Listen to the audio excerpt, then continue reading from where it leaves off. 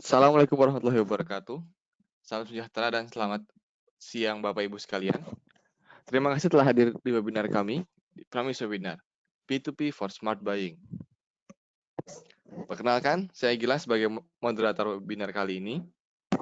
Sebelumnya, saya akan informasikan bahwa webinar kali ini akan dibagi menjadi dua sesi presentasi dan sesi tanya jawab. Jika ada pertanyaan yang disampaikan, Bapak Ibu dapat mengetik di kolom chat yang ada di sebelah kanan yang nantinya akan dijawab oleh panelis. Jika ada pertanyaan, langsung saja di chat, biar nanti nggak lupa, tidak usah nunggu sampai akhir. Baik, pengadaan barang dan jasa membutuhkan tidak hanya mendapatkan harga terbaik, namun juga membutuhkan proses yang efektif dan efisien. Salah satu cara mendapatkan semua hal tentang pengadaan yang smart buying adalah dengan memanfaatkan teknologi pengadaan barang dan jasa yang secara detail dapat menutup semua permasalahan yang ada. Pelajari bagaimana teknologi dapat memberikan Anda kemudahan dalam melakukan pembelian barang dan jasa tanpa melanggar peraturan yang ada di perusahaan Anda. Panelis kita kali ini, Bapak Ismet, merupakan GM operasional dari PT Mitra Mandiri Informatika. Bapak Ibu sekalian mungkin sudah familiar dengan Bapak Ismet, mungkin pernah bertemu sebelumnya, mungkin pernah menghadiri webinar kami sebelumnya. Bapak Ismet memiliki pengalaman yang luas dan banyak di bidang pengadaan barang dan jasa sebagai user dan juga memahami bagaimana metode-metode pengadaan yang efektif. Kali ini Bapak Ismet akan berbagi apa itu P2P Smart Buying. Bapak Ismet,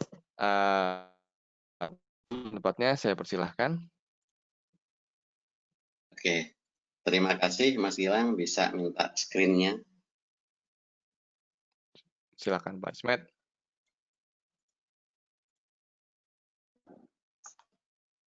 Oke, sudah kelihatan ya?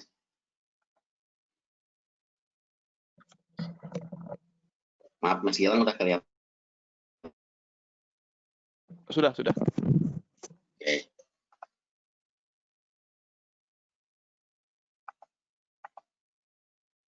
Oke, terima kasih. Terima kasih kepada Bapak dan Ibu yang telah bersedia memberikan waktunya untuk mengikuti acara webinar kami. Pada kesempatan kali ini, 10 September, saya akan coba sampaikan materi tentang P2P for Smart Buying, Procure to Pay for Smart Buying. Oke. Di sini nanti ada beberapa hal penting yang akan saya sampaikan mengenai konsep P2P itu sendiri, kemudian bagaimana sih teknologi yang baik agar bisa mengimplementasikan P2P, karena P2P itu manfaat dan benefitnya cukup banyak sekali. Oke. Saya perkenalkan, saya Ismet Iqbal. Seperti yang Mas Gilang tadi sampaikan, saya sudah cukup punya banyak pengalaman implementasi supply chain, khususnya di bagian electronic procurement, baik itu di BUMN maupun di swasta, di beberapa cross industry, baik itu manufaktur, utility, maupun transportasi. Oke. Ya, sebelum saya sampaikan objektif dan saya mulai webinar kali ini, mungkin Bapak dan Ibu di sini ada yang pernah merasakannya. Sebagai user deh, belum kita bicara sebagai buyer. Kalau kita ingin request suatu barang, itu padahal barang itu kita butuhnya cepat gitu ya, karena ini berkaitan dengan produktivitas sebenarnya. Contoh paling gampang apa ya? Notebook saya rusak, saya harus ganti notebook dengan spek ini, nggak boleh lama-lama ya, setidaknya 1 hari lah, delay nggak apa-apa, karena saya harus bekerja. Dan sering proses request sampai barang datang tuh cukup lama. Lamanya tuh bukan karena si vendornya kirimnya telat terkadang, bukan itu. Tapi justru yang bikin lama malah proses internal kita. Mulai dari request, oke, dia compare dulu bagian pengadaannya, akan coba cari ini. Udah dapat juga belum tentu pas kadang kan. Nah, demikian juga bagian bayarnya gitu kan. Sering dapat masalah seperti itu, dia dikomplain akhirnya. Dikomplain sama usernya, lama amat sih, minta gini doang, gue nggak bisa kerja nih, kayak gitu. Kemudian yang ada akhirnya apa? Saling salah menyalahkan, produktivitas terganggu, ya objektif kita mengejar goal perusahaan bisa nggak tercapai kalau ini melibatkan area yang lebih besar dan kuantitas yang lebih besar. Apalagi kalau proses supply yang cepat tadi menyangkut core bisnis perusahaan, berhubungan dengan bahan baku untuk dimanufaktur, berhubungan dengan alat kerja untuk di perusahaan jasa, itu akan sangat mengganggu. Nah, hal-hal seperti ini yang harus benar-benar bisa kita siasati. Gimana sih kita bisa fulfill request dari user, tetap tidak melanggar compliance, tapi kita tetap merasa aman, barang yang kita peroleh itu benar dan vendornya sesuai, gitu. Tanpa melalui proses yang cukup lama. Oke, pada kesempatan kali ini saya akan coba sampaikan solusi itu, sehingga objektif yang akan saya sampaikan adalah ada beberapa poin di sini. Pertama, saya akan coba sampaikan agar kita semua bisa tahu smart buying yang efektif dalam konsep B2B itu seperti apa dengan cara memanfaatkan produk katalog internal perusahaan. Ini key-nya nih. Ini saya akan coba bicara cukup banyak nanti tentang produk katalog internal perusahaan ini, karena ini jadi key penting agar proses B2B itu bisa berjalan. Kemudian kita coba sama-sama belajar konsep B2B, karena yang jelas procure to pay ini itu bisa mendapatkan efisiensi dari sisi waktu pembelian dan juga dari sisi kualitas. Jadi nggak salah beli, tetap comply, cepat gitu. Itu yang diidamkan oleh semua perusahaan dalam proses procurement pasti itu.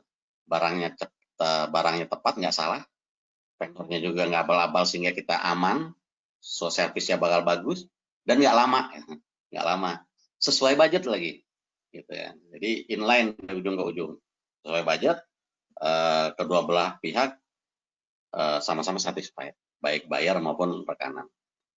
Kemudian kita coba lihat gimana sih teknologi bisa berperan untuk bisa mendukung proses P2P tanpa harus melanggar aturan atau tetap compliant artinya gitu. Karena bahayanya kalau orang mau cepat itu biasanya nabrak aturan. Ini enggak, kita bisa cepat, bisa efisien, tapi tetap sesuai aturan. Gimana sih caranya? Nanti saya coba kasih gambaran teknologi bisa berperan gimana.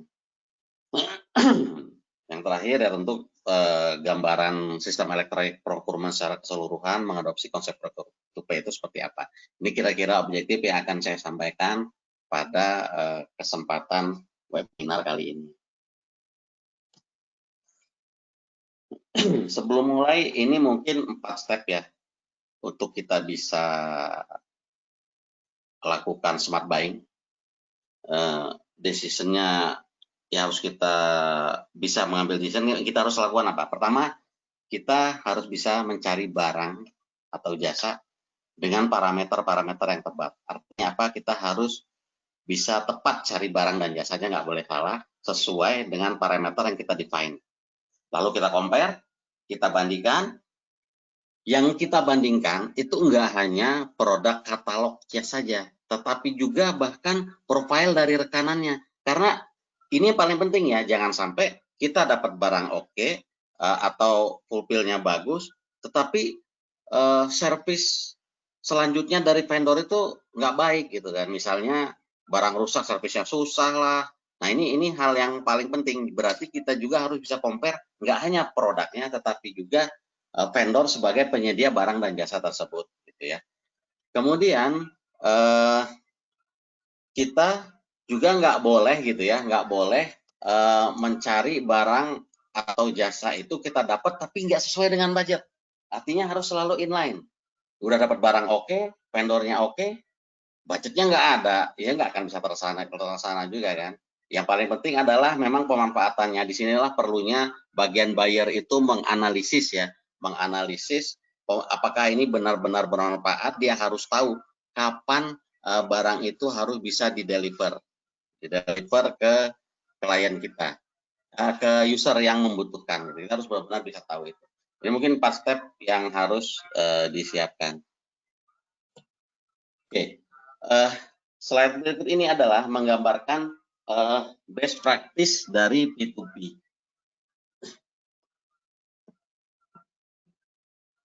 Proses pertama untuk best practice P2P ini saya dapat gambaran ini juga dari konsep P2P yang udah banyak orang gunakan dan ini udah jadi baku ya konsep P2P itu seperti apa. Yang pertama adalah proses request dari user, dimulai dari situ prosesnya. Request dari user pun untuk barang ataupun jasa ini bisa dari usernya langsung gitu ya, bisa dari user yang membutuhkan langsung atau dia di pull ke dalam misalnya dalam satu unit atau departemen itu user nggak boleh minta langsung tapi departemennya. Nah ini tentu akan di pull dalam satu organisasi yang memang bertugas untuk membuat request. Nah tentu proses request ini pun ya harus ada analisis dan review terlebih dahulu. Apakah memang benar kebutuhannya benar-benar dibutuhkan, kemudian apakah masih inline dengan planning kita dari awal gitu kan. Dan request juga bisa muncul dari otomatisasi kalau perusahaan Bapak dan Ibu udah mengimplementasikan ERP, biasanya di sistem inventory itu sudah ada otomatisasi penerbitan purchase request. Dia akan men-trigger data dari level stok yang ada, kemudian berdasarkan planning harus ada produksi sekian, nanti dari data itu udah akan mengenerate request secara otomatis. Nah, request secara otomatis ini nanti akan diproses ke proses procure to pay gitu kan. Atau prosesnya manual, ada permintaan manual, tentu teknologi harus bisa mendukung pembuatan request ini agar mudah. Di aplikasi saat ini yang sangat memudahkan orang bikin request itu biasanya UI-nya itu benar-benar friendly gitu ya, user friendly. Bentuknya seperti shopping cart, kayak marketplace yang udah umum gitu ya, di mana orang dalam meminta kebutuhan barangnya dia bisa langsung lookup katalog yang ada itu apa aja, dia bisa compare, oh kira-kira saya prefer barang yang ini, lalu barang yang ini kira-kira vendor yang bisa provide siapa aja, itu bisa langsung di-define saat orang membuat request. Ini kembali lagi ke polisi perusahaan. Saat ini banyak di beberapa tempat orang request itu udah bisa langsung memberikan list vendor-vendor mana aja yang bisa fulfill. Oke, nah setelah request selesai dibuat, tentu nanti akan ada proses approval yang akan melihat ke budget. Kalau memang oke ini akan memang kebutuhannya dinyatakan benar dibutuhkan dan barang harus segera ada. Proses yang pertama adalah efisiensi proses pengadaannya. Kalau bisa kita hindari proses lelang. Opsi pertama kita lihat dulu. Sebenarnya barang ini di gudang ada nggak sih? Atau kita masih punya stok atau enggak sih? Atau jangan-jangan memang di unit kita nggak ada, tapi di unit sebelah itu barangnya berlebih. Oke. Nah, sebagai unit procurement yang bertanggung jawab untuk efisiensi harusnya bisa mendapatkan akses informasi kondisi stok barang yang ada di unitnya maupun di corporate secara keseluruhan. Sehingga bisa diputuskan, oke lah, yang ini kamu minta 10 unit, yang 5-nya nggak usah beli, yang 5-nya kita fulfill dari gudang, unit sebelah kita request permintaan transfer barang. Oke. Sehingga nanti proses pengadaannya nggak harus semua.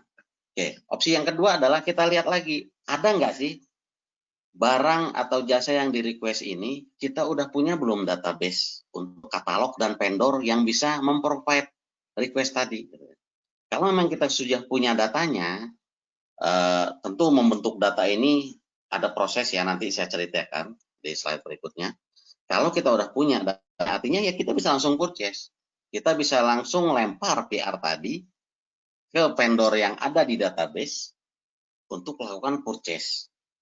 Selanjutnya, setelah purchase, akan ternotified ke vendor, vendor akan penuhi PO-nya tadi, akan dia deliver. Setelah deliver seperti biasa kita lakukan penerimaan barang. Setelah penerimaan barang nanti kita cross check terhadap request sehingga akan mempush data untuk penerbitan payment voucher artinya apa? Kita bisa mengenerate ini loh yang harus kita bayarkan jumlahnya sekian. Dari permintaan tadi yang 5 unit, yang 1 unit rusak, kita cuma bisa bayar 4, ini kita kembalikan, karena itu dia dapat denda karena ngirimnya nggak sesuai, jumlahnya sekian, pajak-pajaknya sekian, semua akan dirinci di dalam payment voucher itu. Sehingga saat payment voucher diterbitkan, si vendor akan langsung notifikasi, dia bisa langsung invoice. Dia terbitkan invoice terhadap barang jasa yang telah dia fulfill, tanpa harus banyak tektok, sistem akan langsung cross check invoice dia sesuai enggak.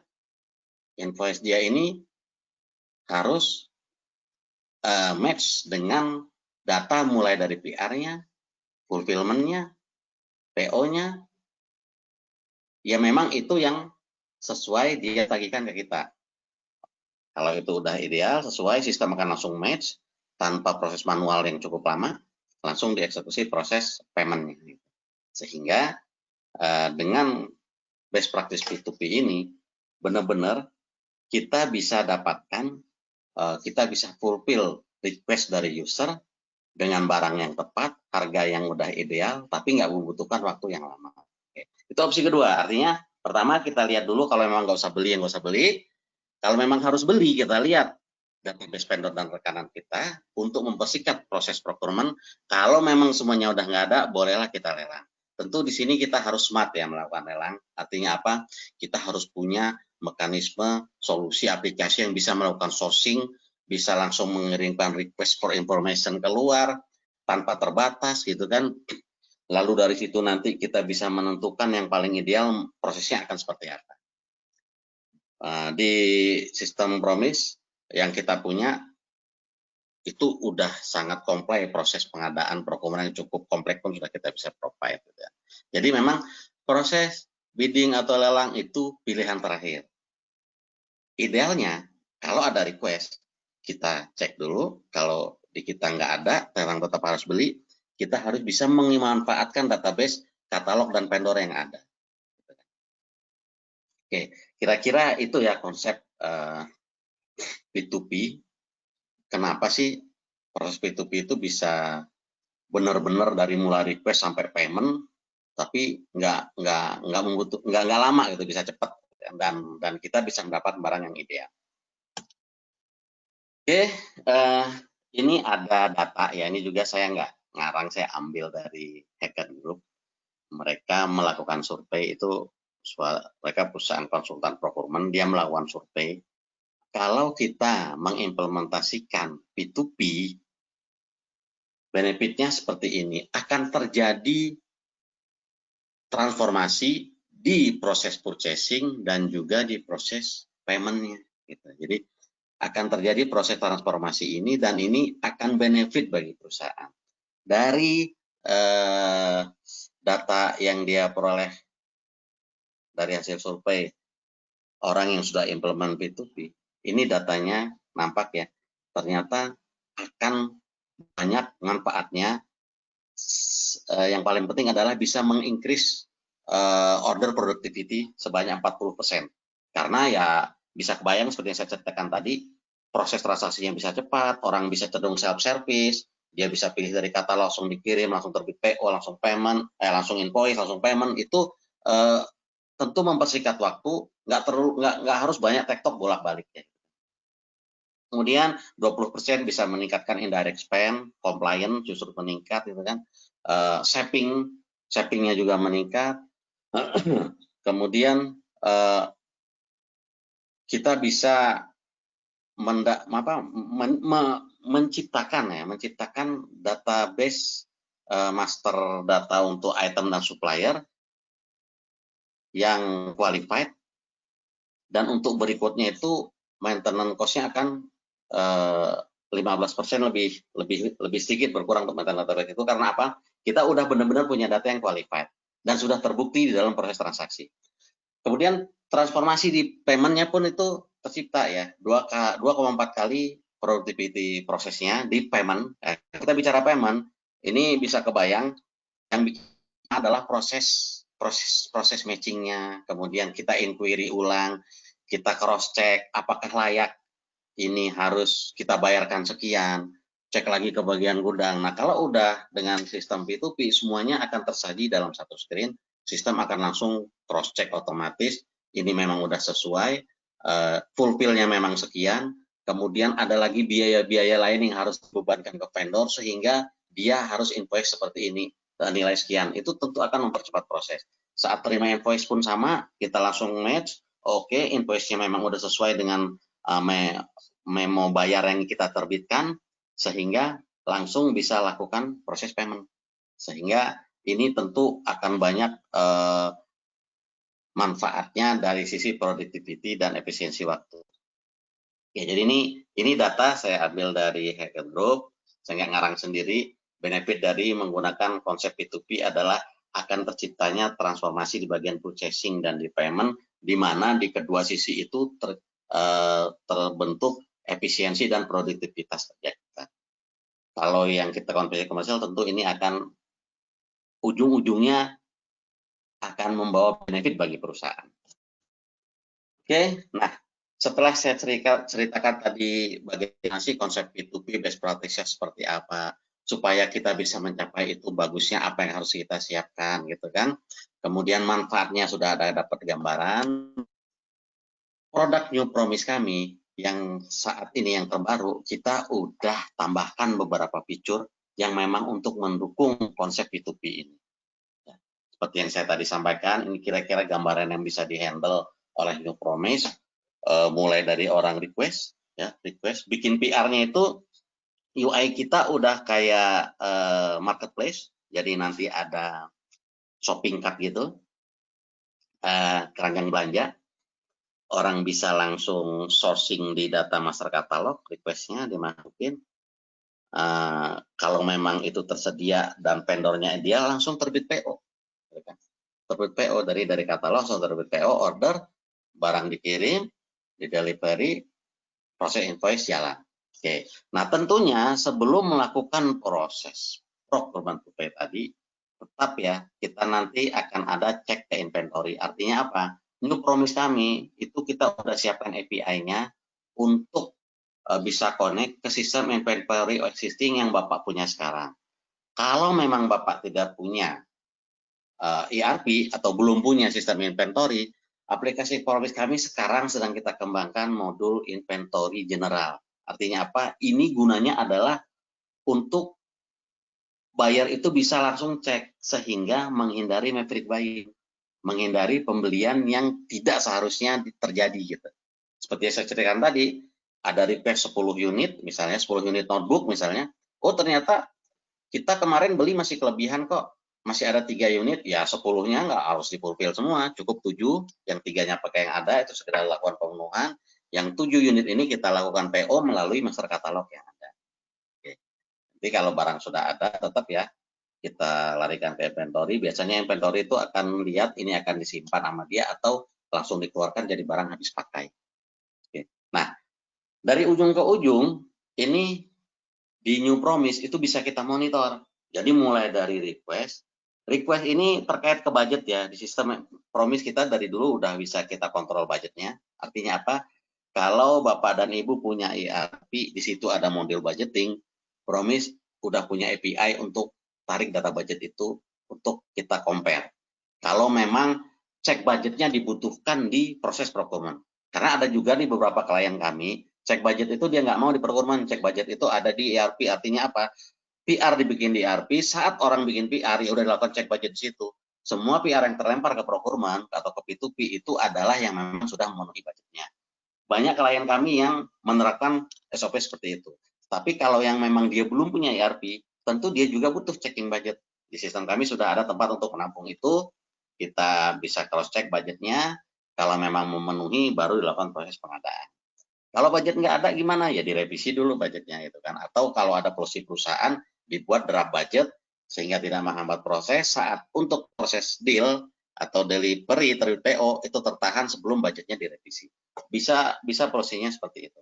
Oke. Nah, dari ujung ke ujung di sistem New Promise juga sudah termonitor, kita bisa lihat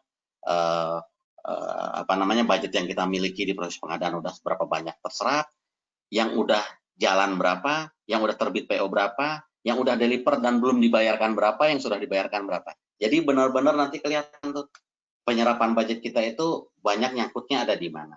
Tentu ini akan sumber informasi penting untuk membuat keputusan procurement planning tahun berikutnya.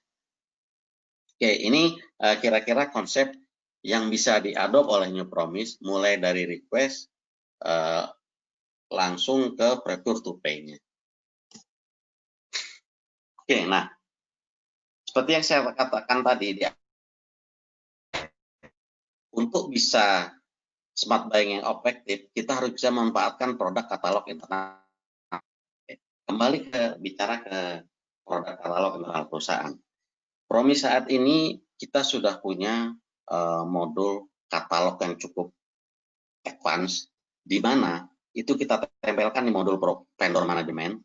Jadi setiap vendor yang sudah qualified, ya, setiap vendor yang sudah kita nyatakan qualified, dia bisa publish data katalog barang dan jasa yang bisa dia provide ke perusahaan kita. Artinya apa? Kita akan punya internal vendor katalog. Jadi ya, vendor-vendor yang sudah qualified yang ada di database rekanan kita punya, dia akan mempublish produk, barang, dan jasa yang dia miliki beserta spesifikasi dan harga tentunya. Nah, di sini biarkan saja mereka berkompetisi sendiri. Kita udah implement ini di beberapa perusahaan, dan mereka justru buka gitu loh. Katalog itu sesama vendor tuh bisa saling lihat malah, sengaja. Tujuannya supaya tercipta kompetisi yang sehat. Jadi kalau memang kamu mau dibeli ya pasang harga jangan mahal-mahal juga, orang lain juga nggak mahal-mahal kok. Jadi dia bisa lihat tuh. Ya tujuan kita gitu kan agar kita punya katalog produk dengan vendor yang qualified dan juga harga yang bersaing. Kalau kualitas sudah bisa kita standarisasi. Oke. Nah bicara masalah katalog ini pun ini di New Promise kita ada domain pengembangan dari katalog vendor itu ke katalog kontrak. Artinya apa? Kita bisa lakukan proses kompetisi untuk membuat satu sistem katalog kontrak di mana kita bisa masukkan barang-barang yang sudah kita sepakati untuk kita lakukan order dalam 1 tahun atau 2 tahun ke depan. Banyak ini istilah sekarang mungkin orang bikin kontrak payung lah istilahnya. Kontrak payung. Jadi misalnya gini, tahun ini udah jelas-jelas kita butuh supply 100 notebook gitu kan, 100 notebook untuk kantor pusat dan kantor cabang. Ya udah, kalau udah jelas seperti itu kan kita tinggal bicara kapan sih kita butuhnya. Nggak mungkin kan 100 notebook itu kita beli di awal tahun semua langsung dibagi, enggak.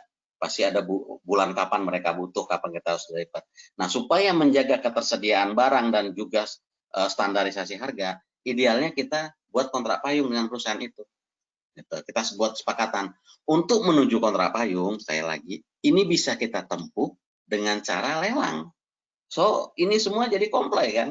Jadi nggak ada gitu kita proses beli langsung itu nggak ada sebenarnya. Karena sebelumnya udah kita lakukan proses yang memang memenuhi aturan gitu.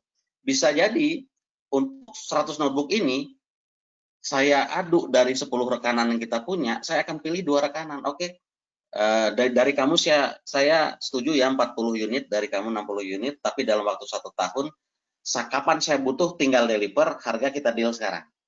Oke, nah hasil deal kontrak katalog dengan vendor itulah yang nanti kita masukkan dalam satu domain katalog kontrak, sehingga requester atau user saat dia butuh kebutuhan barang, dia itu udah bisa langsung explore katalog mana saja yang ada kontraknya dan enggak.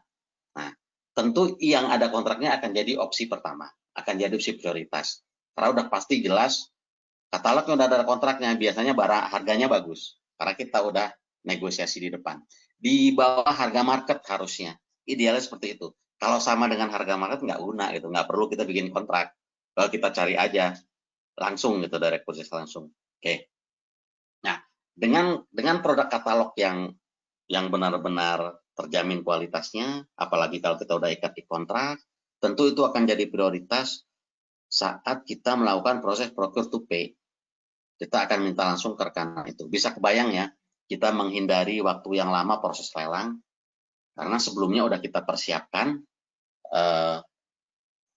dan tetap comply. Gitu. Nah, Untuk bisa menciptakan katalog kontrak yang banyak, yang kaya, tentu kita harus punya planning yang matang. Bicara lagi mungkin di seminar sebelumnya kita pernah bicarakan mengenai strategic procurement, di mana di situ untuk membuat procurement kita harus buat plan yang bagus. Nah, kalau plan kita sudah bagus, tentu tim procurement akan bisa proaktif. Istilahnya mah gini, saya tahu unit kamu bakal butuh barang ini di bulan April, tenang, saya udah punya kesepakatan kontrak, kamu tinggal request aja. Jadi apa? Si procurement itu bisa proaktif melakukan proses lelang kontrak payung sebanyak-banyaknya sebelum operasional perusahaan berjalan. Biasanya kegiatan berjalan tuh di bulan Februari, Maret, April, di bulan Januari, Desember itu dia udah bisa mulai tuh. Berdasarkan perencanaan yang ada, dia udah bisa mulai ikat kontrak yang banyak. Ikat kontrak yang banyak, dia lelang kalau perlu, masukkan ke dalam satu katalog yang bisa nanti akan mendukung proses P2P. Jadi kira-kira seperti itu ya. Di New Promise kami sudah ada feature ini yang kita tempelkan di vendor management dan juga ini bisa dieksekusi di proses P2P. Dan katalognya ada yang memang katalog langsung vendor, tetapi juga ada katalog yang sudah terikat kontrak. Oke, nah kalau tadi request sudah dibuat dengan shopping cart ini, nanti akan langsung generate PR-nya. Gitu. Jadi si user akan langsung bisa buat PR dari shopping cart yang udah dia kumpulin tadi. Tentu di PR ini, di purchase requisition ini, tentu banyak informasi yang harus dia lengkapin. Hal yang paling penting adalah kapan sih dia butuh barang ini, gitu kan? Nah, nggak apa-apa gitu kan, kamu minta untuk cari aman, saya minta sekarang, tapi sebenarnya saya butuhnya bulan depan. Justru itu akan bisa memberikan keleluasaan bagian procurement untuk membuat strategi. Kita harus tentuin kapan saya butuhnya, departemen mana itu otomatis dari user yang masuk ya. Lalu pakai budget yang mana harus sesuai, harus ideal karena ini nanti akan dilakukan review biasanya. Kalau nilainya tinggi biasanya PR ini akan direview dulu di unit itu. Budgetnya cocok enggak, kemudian memang dibutuhkan atau tidak, kapan dibutuhkannya. Hal yang paling penting lagi adalah pengiriman barangnya kemana gitu kan.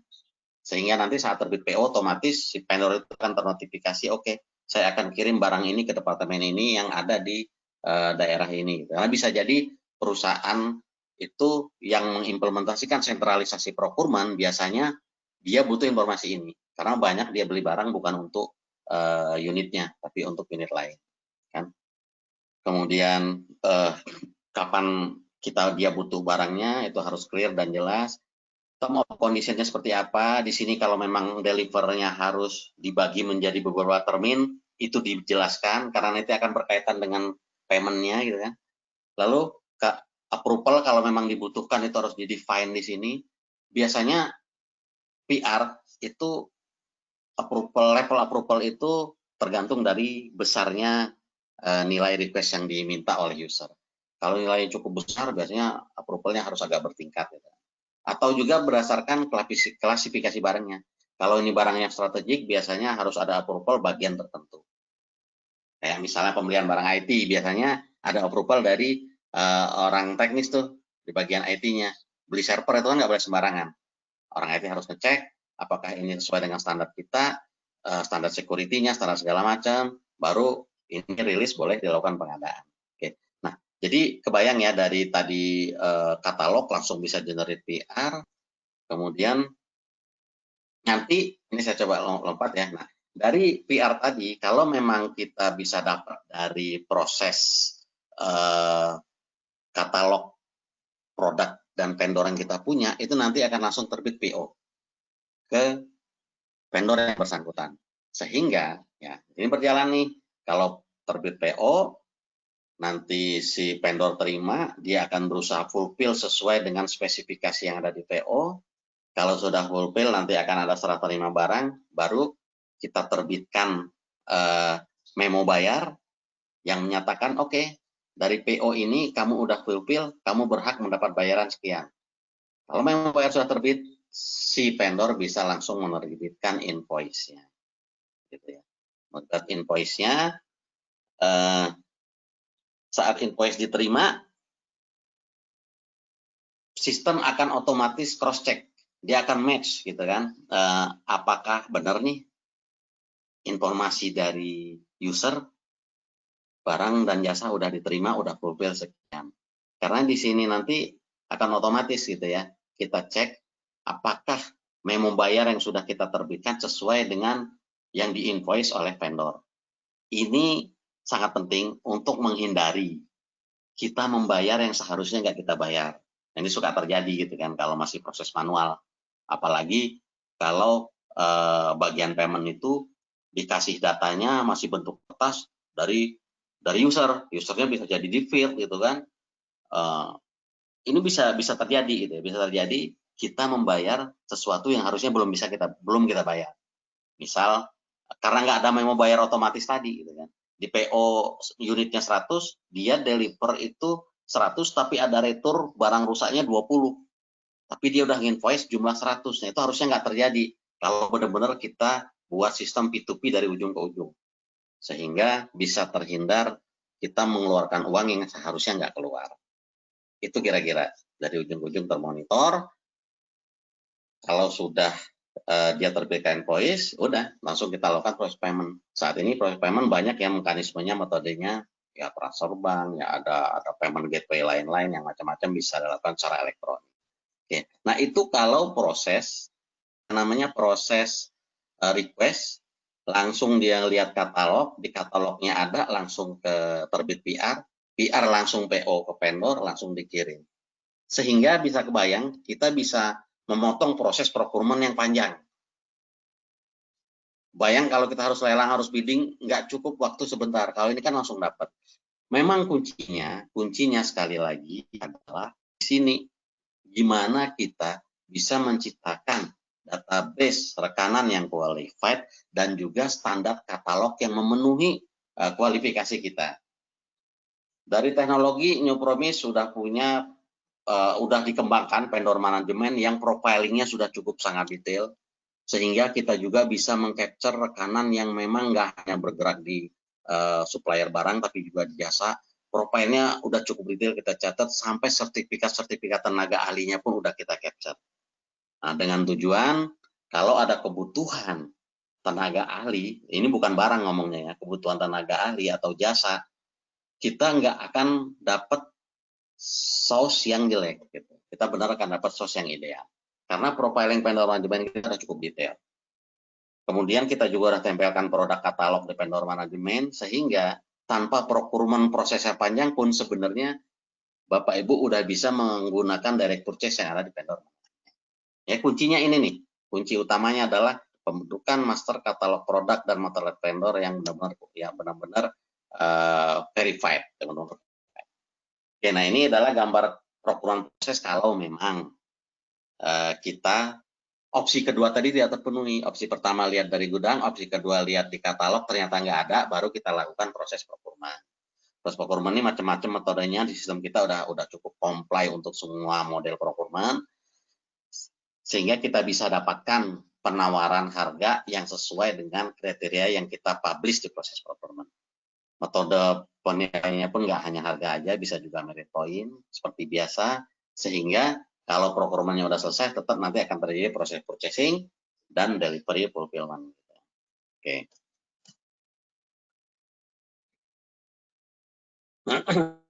Nah, di New Promise yang udah kami miliki juga, sudah saya sampaikan tadi, kita harus bisa kontrol, kita harus bisa monitor dari ujung ke ujung. Nggak boleh ada yang lepas.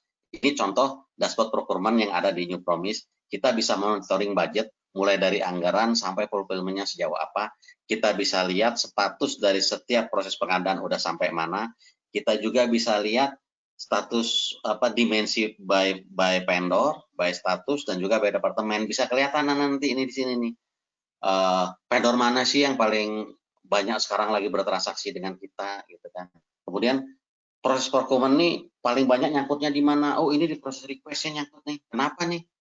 Proses banyak orang minta tapi belum diinitiate, itu kenapa?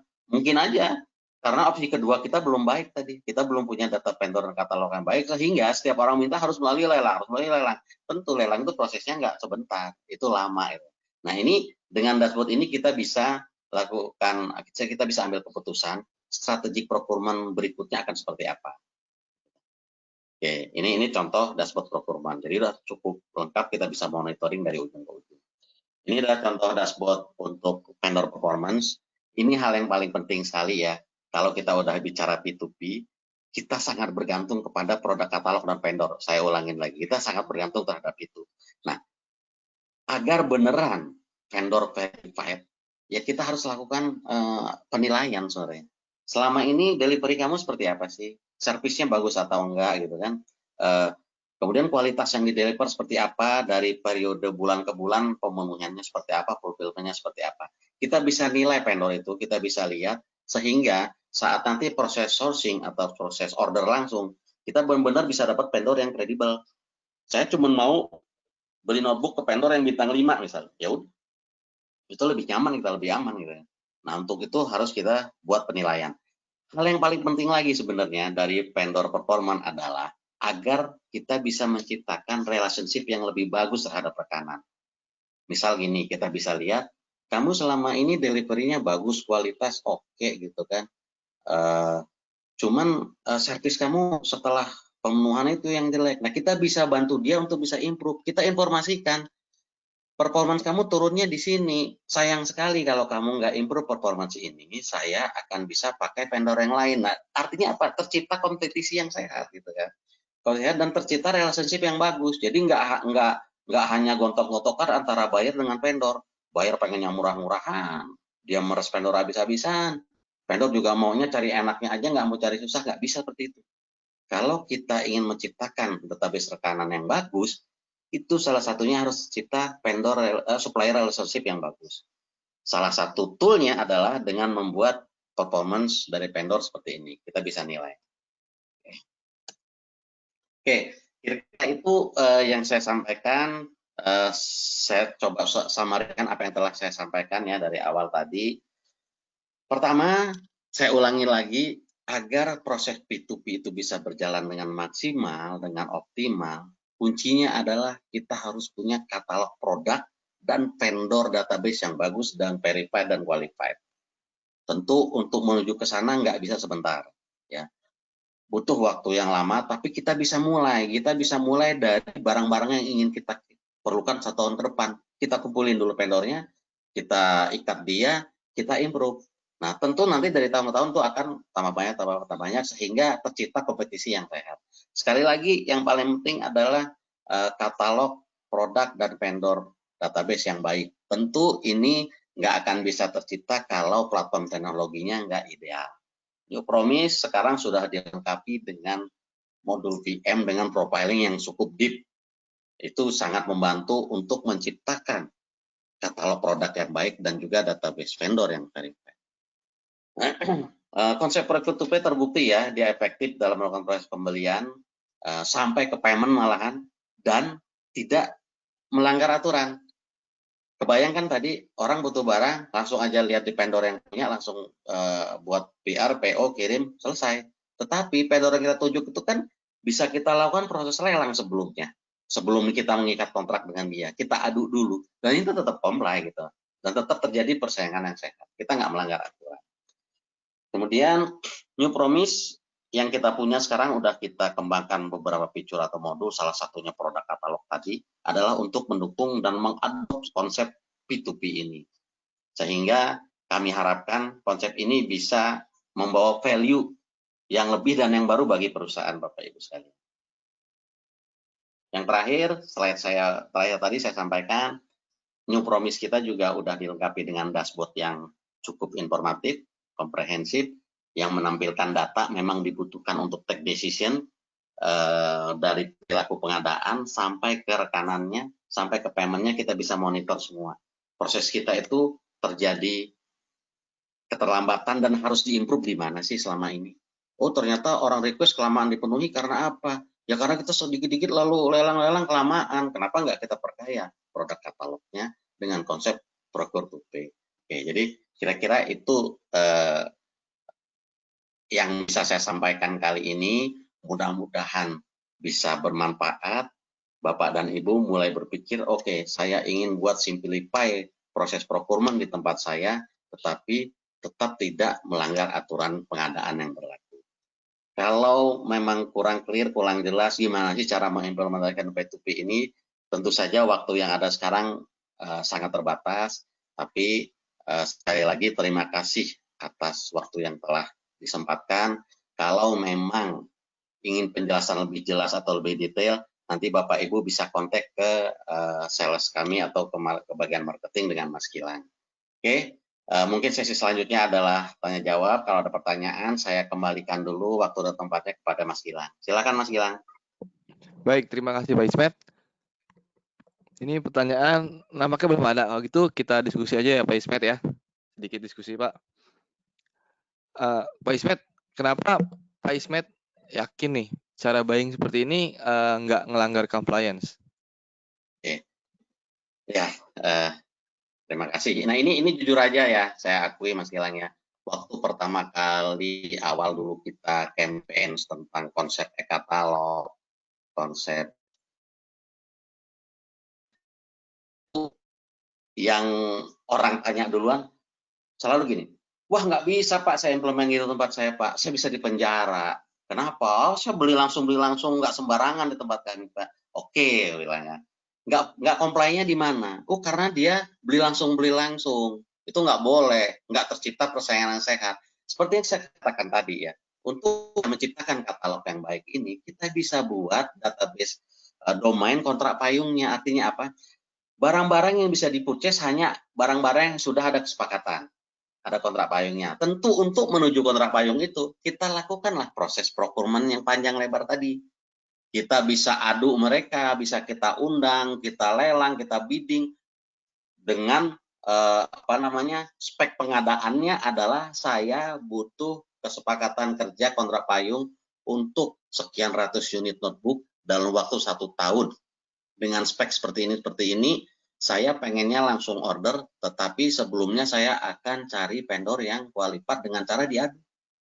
Dilelang, seperti biasa. Jadi proses procurement-nya jalan tuh.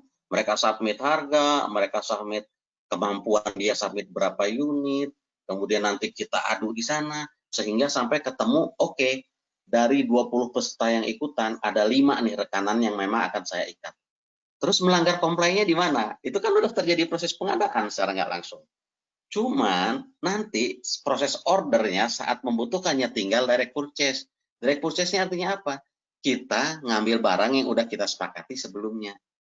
Ya, sehingga nggak ada yang melanggar komplain. Proses bisa cepat gitu kan. Sekali lagi, untuk bisa melakukan lelang di depan, kesepakatan kontrak payung di depan, memang kuncinya planning procurement plan-nya harus bagus. Jadi tahun ke depan itu sudah benar-benar ada planning bakal ada kebutuhan ini. Bagaimana kalau kita udah buat kontrak payung ternyata fulfill-nya tidak terpenuhi, ya nggak masalah, kan kita bisa atur di kontraknya. Bisa atur di kontrak, bukan berarti kita deal membeli 1000 itu harus mau deliver, enggak. Kita sepakati aja di kontraknya. Ada potensi 1 tahun saya butuh 1000 notebook, gitu kan.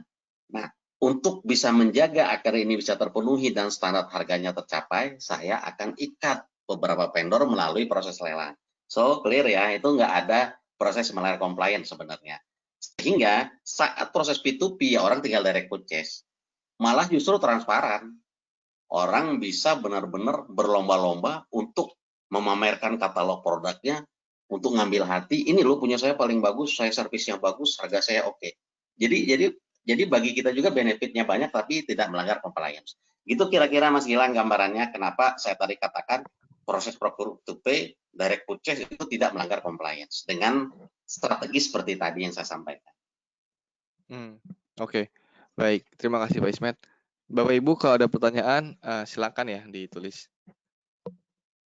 Oke, kalau gitu saya lanjut tadi ya diskusinya Pak Ismet. Kalau gitu ada nggak ya sih cara perubahan untuk di tim procurement cara kerjanya biar ada yang perubahan yang signifikan biar bisa melakukan metode pengadaan ini? Oke, perubahan signifikan memang ada. Terus terang aja, yang saya katakan tadi, kita harus berubah berpikir strategik procurement itu. Artinya kita harus dituntut untuk proaktif. Nah, ini beda ya. Mungkin kalau dulu ya kita akuin kita masih reaktif. Reaktif itu artinya apa? Ada kebutuhan, wah, oke, saya fulfill. Tapi di situ berdarah tuh.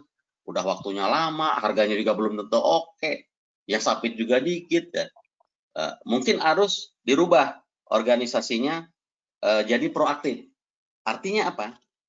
Bagian procurement harus bisa punya planning yang baik. Dari nurunin rencana kerja perusahaan. Biasanya perusahaan tuh punya rencana kerja 1 tahun ke depan gitu ya. Dari situ tim procurement tuh harus proaktif. Kira-kira untuk rencana kerja ini, saya bisa fulfill apa? Oh oke, untuk proyek ini dia butuh barang ini, dia butuh jasa ini. Si tim procurement langsung buat planning. Buat procurement plan, kalau bisa, saya lelang sekarang aja. Tapi lelang bentuknya kontrak payung atau menjaga dulu. Belum langsung delivery. Sehingga saat nanti ada kebutuhan, ya udah kita tinggal eksekusi. Kalaupun harus lakukan procurement tidak lagi repot gitu kan. Jadi sekali lagi memang organisasinya adalah mungkin perubahan cara kerjanya, pola pikirnya. Kita harus berpikir proaktif, bukan lagi reaktif gitu ya. Kita harus bisa bikin planning dengan baik, itu harus dilakukan.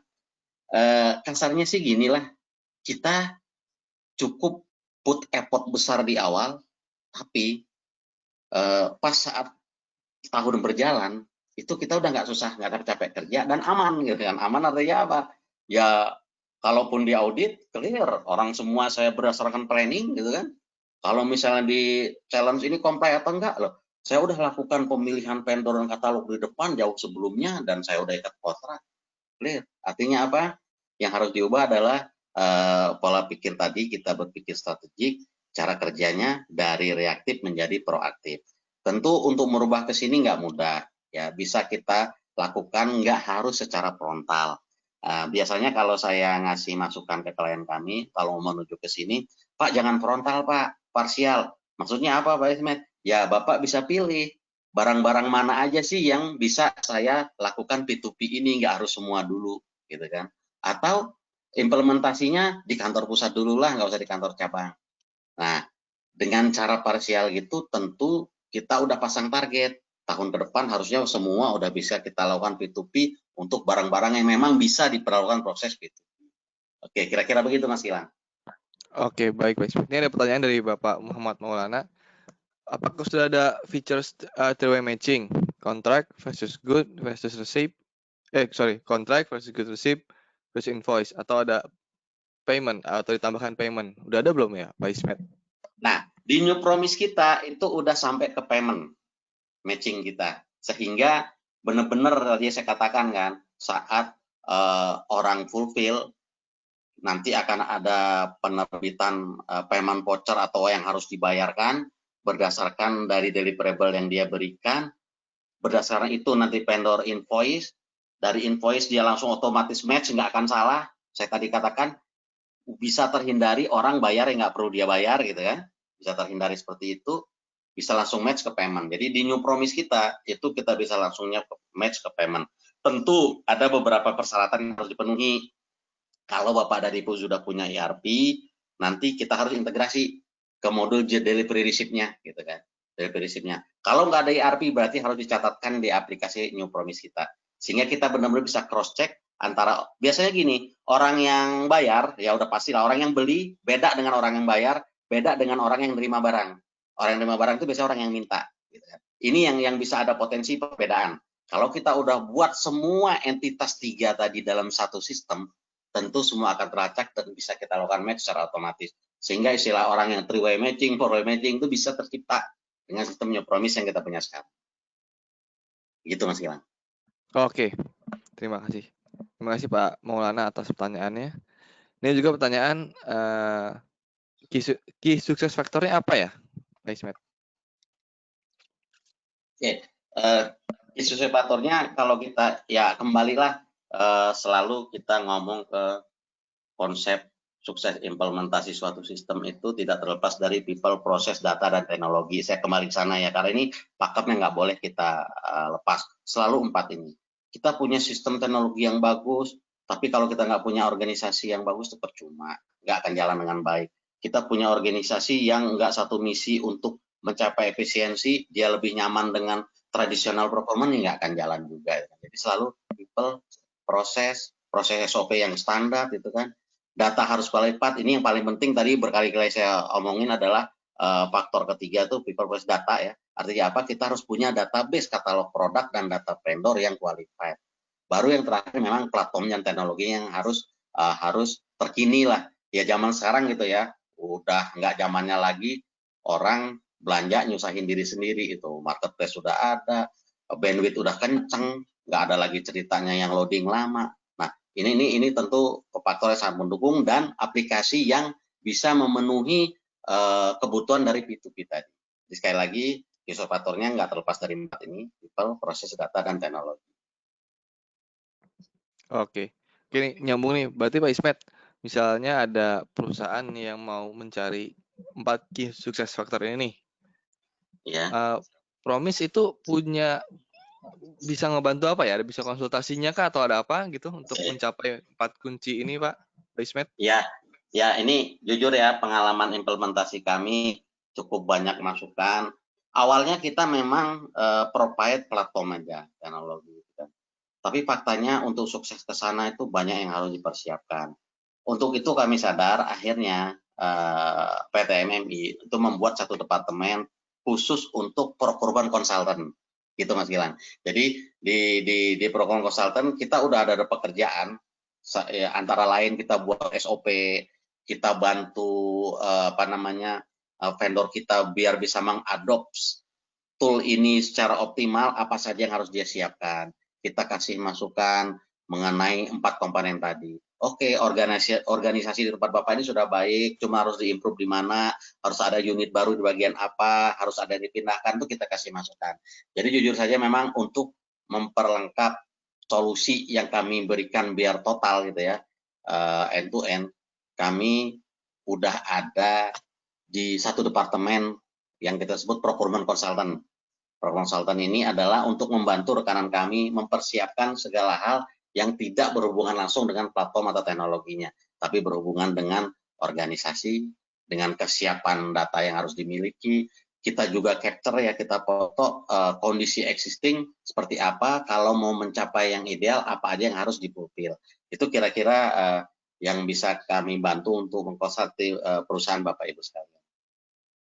Dan tim yang ada di sini kami cari yang nggak sembarangan memang ya, ada dan harus udah sertifikasi, minimal sertifikasi lokal kita udah punya, kita juga ada yang dapat sertifikasi internasional CIPS itu ya, procurement khusus untuk di bidang procurement dan supply.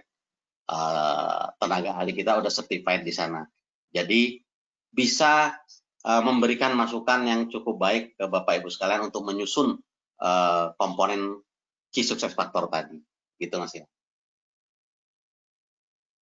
Baik, terima kasih Pak Ismet. Ini nampaknya tidak ada pertanyaan lain nih dari Bapak Ibu sekalian. Mungkin kita tutup saja ya Pak Ismet sesi webinar kita kali ini. Iya, silakan Mas Ilham.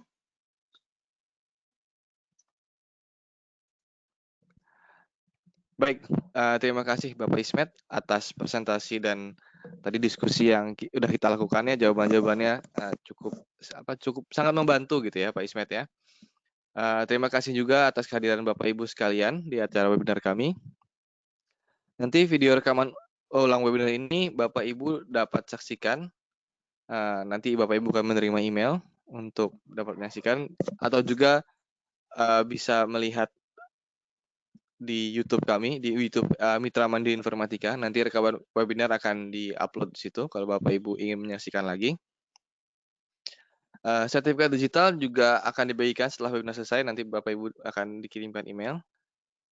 Untuk kontak informasi lebih lanjut, dapat menghubungi website kami di www.promise.co.id. Atau juga Bapak Ibu jika ingin mendapatkan informasi-informasi lainnya bisa melihat sosial media kami di Twitter Promise.co.id atau juga di Instagram kami di @mitramandiri_informatika, atau juga dapat menghubungi kami melalui website, melalui chat atau email kami. Terima kasih atas kehadirannya. Selamat siang. Assalamualaikum warahmatullahi wabarakatuh.